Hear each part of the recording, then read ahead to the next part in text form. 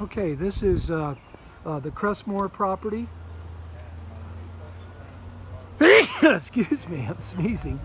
On a pretty good sized lot, 1,600 square feet. They've modified the garage to create another bedroom in the back. It's got a pretty good sized backyard.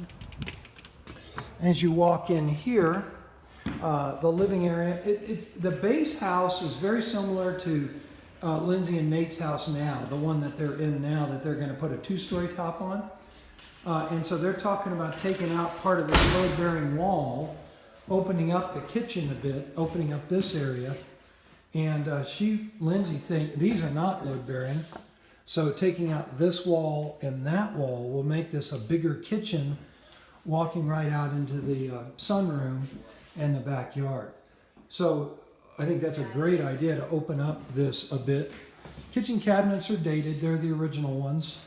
You could probably save them and just do counters. Appliances are really pretty nice. Refrigerator looks in pretty good shape, and so does the gas range. And then here is the back part of the garage. And they made a sort of mudroom, laundry room out of this section. And then they had another room. They put some gorgeous flooring in here. Got a closet. That's the crawl space access. There's the template that goes back on the floor to cover up the paneling. So this would be kind of a master, the walk-in closet. It's got extended baseboard heating here. It does have forced air. You can see the rest part of the house. And then as you go down here, Lindsay's thought was to maybe take this wall and extend it over here and make the bathroom bigger. So right now your full bath is pretty small. But she was thinking of taking this wall over and extending the bathroom, farther this way. And then as you come down here, here are the original wood floors. They're not in bad shape. Need to be resurfaced and refinished a bit. You've got two other bedrooms. Here's a small one. I think this is like a 10 by 11, and then an 11 by 12. And here, closet area, looking to the front. Now this area is right across from City Park, where the ponds are and the golf course is in Fort Collins. And so this is the quote-unquote high-value Old Town area where the house next door to you literally could be $1 million.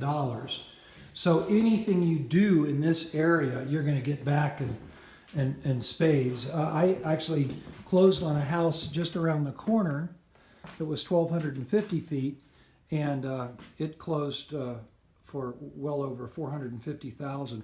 This is the sunroom area, and we've got a couple of vagabonds here that are just kind of hanging out, I think. Yes. But trying to figure out what we could do with this place. Yeah, and then it's got a big barn kind of playhouse, so storage in the bottom, workshop, and then up above around is a play fort for the kids. It's got a little room up there and just a kind of a cool barn. Got a potbelly stove, which has value. Really pretty ceiling on this one, and then it had sort of a rustic look. But it needs some work. They had a pull-down bed here, so somebody at one time was staying here.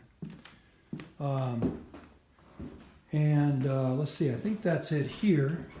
Yeah, so let me take you outside. There was some fire damage, a little small fire. Here's the backyard, really pretty good sized backyard. It goes up in a hill, and this actually is the elevation behind there. Lindsay was thinking you could dig this out, make a retaining wall, and have more of a flat yard going all the way back. Huge barn outbuilding. But here was an area where they had fire damage. It's an estate, it's in a trust. People are deceased that owned it, so the kids are selling it.